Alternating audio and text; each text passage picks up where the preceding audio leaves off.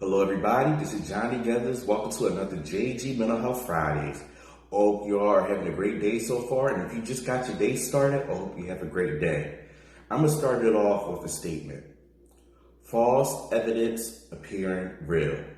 If you missed that again, I'm going to say it again. False evidence appearing real. Anytime we hear that statement, we correlate it to the word fear. And that is today's topic. Today's topic is on fear. Fear is an unpleasant emotion due to beliefs that we have. And when it comes to fear, there are 4 different things that comes to my mind that deals with fear. Failure, rejection, uncertainty, and change. And I'll break each of them down for you. So with failure, we have a fear of failure. So for example, if we fail an exam, if we fail on a relationship, if we fail on different things we want to do in our lives, we kind of put ourselves down, we devaluate ourselves, and we feel like we lost it all. We feel like we don't know what's next. We feel like we don't know what to do next. And we feel like we can't do it because we fell at that first time. After we have that fear of failure, it's kind of implanted in our heads that we're not going to be able to defeat it because I failed.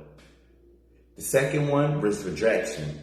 With rejection, we have moments of rejection in relationships. We have moments of rejection when it comes to different transitions within our lives. And whenever we get rejected off of something, we feel like that we do not have, we're not competent. We feel like we're inadequate. We feel like we can't even step up to the plate or to the bar because we got rejected. And this stands out the most in relationships because whenever we try to get in a relationship with someone and we get rejected or get friend zoned or say that this is not going to work, we kind of get heartbroken. We kind of feel depleted and we kind of feel like a point that there's no need to get into a relationship or try it again because I got rejected the first time, so it might happen again. So we have that fear of rejection. The third one is uncertainty. And I feel like we're all going through it all together because we are uncertain about what is going to happen now, what's going to happen next, and what is going to happen in the near future. 2 things that stick up into my mind right now when it comes to uncertainty is this pandemic and who is going to be the next president of this country. The 4th thing is change. And with change, the fear of change happens because we are fearful of what the next thing is. We are fearful of how things are going to be when it comes to change. And change comes from transitions. If we already had a moment of not knowing, not accepting the change, or have a moment of knowing that change is going to happen, but we have the fear of not wanting to transition into that change. And an example of change could be from jobs, from moving to different locations, stepping up to the plate, to different things that you want to do, and just the overall aspect of change. Sometimes most of us fear change. We don't like changes in our routines. And then there are moments where we love change, but then we kind of fear of how fast or fear of how that change is affecting us internally and externally. So again, the 4 reasons or the 4 aspects of fear are failure, rejection, uncertainty, and change. And to deal with the fear and how to handle fear, the corporate exercise I'm going to leave you with today is to create a grateful list. With this grateful list, what you have to do is write down the things that you accomplished, the things that you overcame, the things that you was able to succeed due to having moments of fear.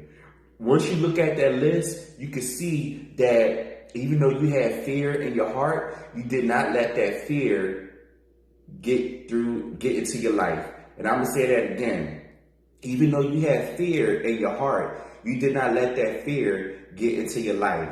So what that means is most of us, we all have fear. We are afraid of certain things, but we should not let that fear dictate our lives. We should not let that fear make an impact in our lives. We should let that fear put something in us so we can get through into our lives.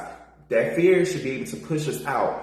That fear should be able to push you through. That fear should be able to just say, okay, I'm fearful about this, but I'm going to knock it out. I'm going to give it a shot. I'm going to give it a try, and I'm going to keep it going. I'm going to keep going at it. And that's what it is. Don't let that fear put you down. Do not let that fear dictate your life. Do not let that fear dictate your love. Do not let that fear dictate your goals. Do not let that fear dictate where you want to be in your life.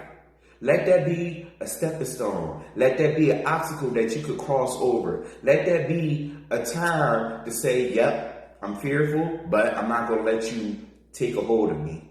And that's what it is. Make that grateful list. Look at all the things that you accomplished. Look at the things that you achieved due to having that fear. And see that anything is possible because I went through it despite of having fear. And that's all I have for you today. If you have any words or topics that you want me to address on JG Mental Health Fridays, you can contact me on Facebook, Instagram, and LinkedIn. Again, I appreciate all your love and support on these videos, and I'm going to keep pushing them out. And I'm going to leave you with the closing message. Reflect on the positives, plan ahead, and relax. RPR. I love y'all. Take care of yourselves. Stay safe. Be blessed. Don't let that fear dictate your life, and keep pushing and keep striving. Peace.